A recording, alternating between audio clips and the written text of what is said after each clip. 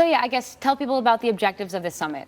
Oregonians want to see their elected officials and community leaders come out swinging on the big issues, which are creating more jobs, driving down inflation, and safer streets. That's what I'll be focused on. And for example, at one of the previous summits, we talked about the effort to grow more semiconductor jobs. I led that effort. We got a $24 billion investment tax credit.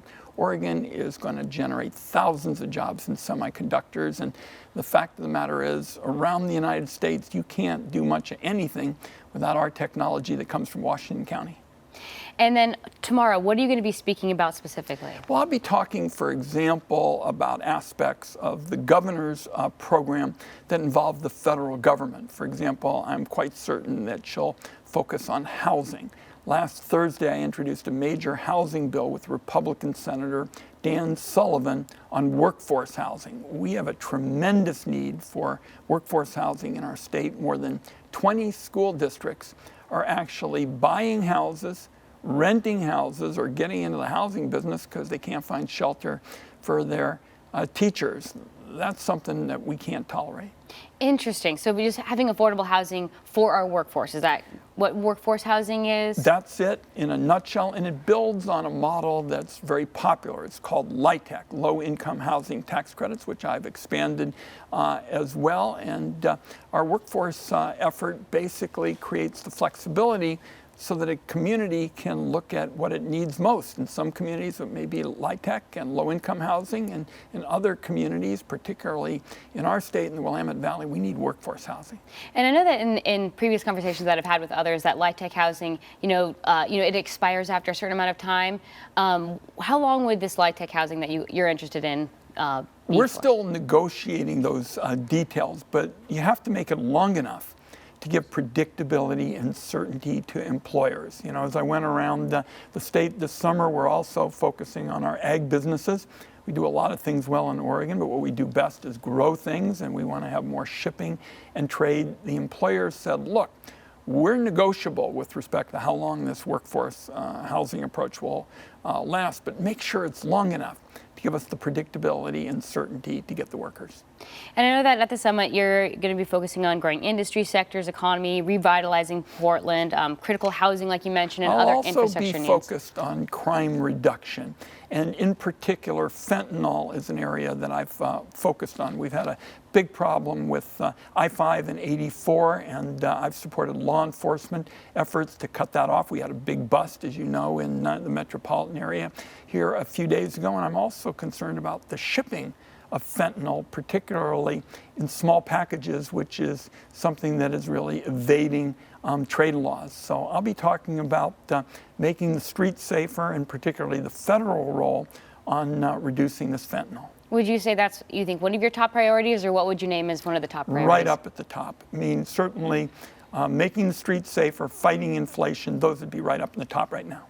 All right, and so this is your 21st year at the summit, right? And so I was one of the founders with Duncan Wise, and it keeps getting more and more popular. And if you had told us years ago when we started that this would be the place where our community leaders and the governor would go to showcase a major effort to strengthen our biggest city, I'd say, I don't know, maybe we'll see. But this is a major opportunity to lay out big issues, and that's what I'll be doing tomorrow.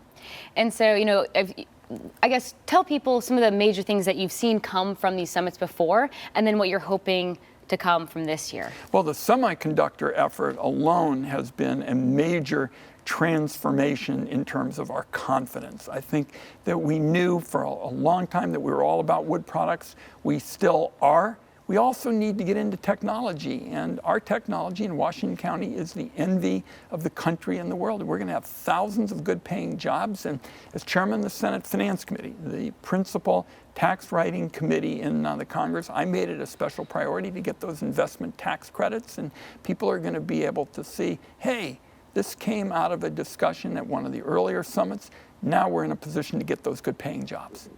And then what's your goal for this year? Well, certainly agriculture is at the top. One of the reasons that we picked agriculture over the last year is that the semiconductor issue dealt more in the eyes of a lot of Oregonians with the metropolitan area. And we wanted to show that trade is so important, particularly ag trade. The Asian markets are very lucrative. We're also seeing it's connected with transportation. Yesterday I was in Coos Bay.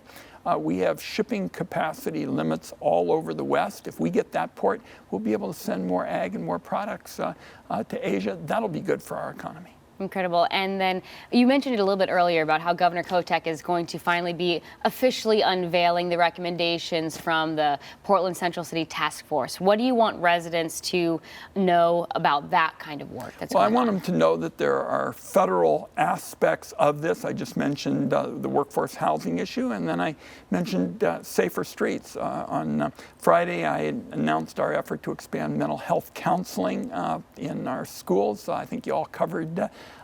That's been a big issue because so many families coming out of the pandemic have had mental health challenges. So I want people to know that the federal government's got to be a better and smarter partner for local government and Oregon, and that's what I'm focused on.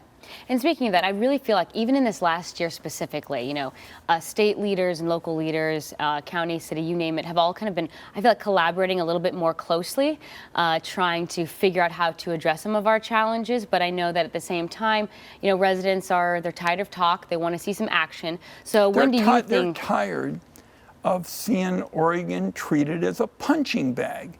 And that's why I just mentioned we're going to come out swinging tomorrow with specific efforts in these key areas. And when do you think that we'll start seeing some results? Well, as I say, in the course of a year and a half, we saw real results with respect to semiconductors. I can tell you, in terms of fentanyl, we've seen 2 major busts in the metropolitan area in southern Oregon, where I've been helping folks with DEA assistance and more personnel. We've got a long way to go in terms of safer streets, but we're finally starting to see some changes. Anything else that you want to be sure to add, mention, or include? I think it covers a lot of ground. Thanks for your interest. All right, thank you. Great.